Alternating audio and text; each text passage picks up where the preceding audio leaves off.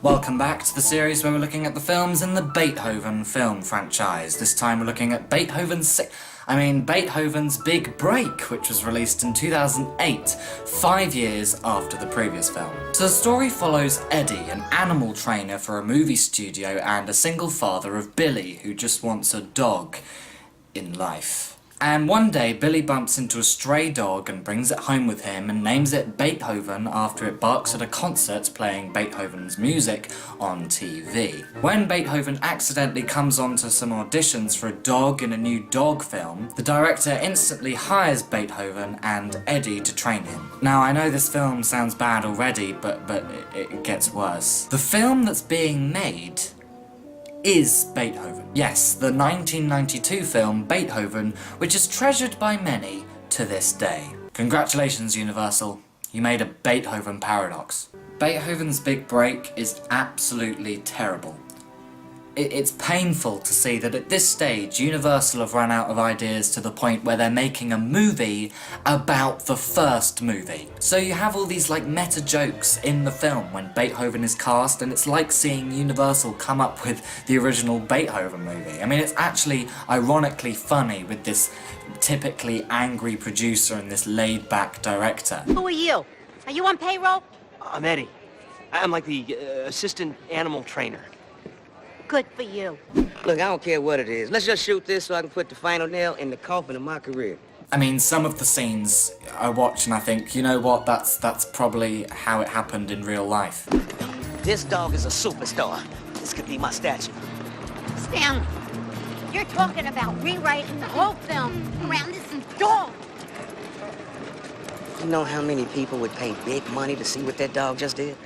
And a huge part of the story is that the writer of the film comes over to Eddie's house every day to be inspired by what happens with Beethoven. So she ends up seeing all these old jokes that we've seen in the previous Beethoven films that she sees and then puts it into the film. It, again, this paradox. Another thing to add that, like Beethoven's Fourth, this film is strangely similar to Garfield in that the antagonist is played by the same actor and is literally and essentially the same person. Any word from the network yet?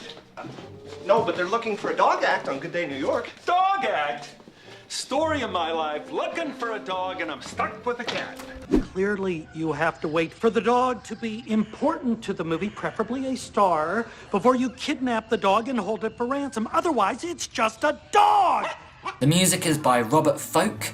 Beethoven's theme was included twice, and yes, I did count. On Rotten Tomatoes, the tomatometer is not available for top critics or all critics. The audience score is 42%, which is the best audience score yet.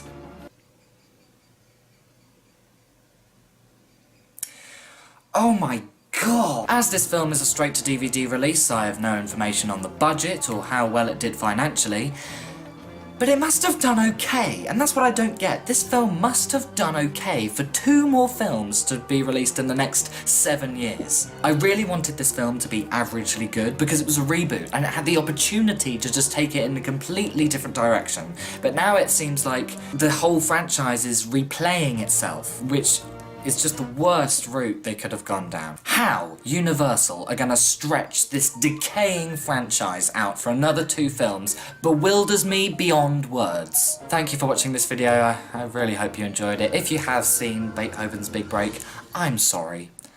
I'm really sorry that you've seen this disaster of an hour and a half. Next time we'll be looking at Beethoven's Christmas Adventure, a Christmas-themed Beethoven film.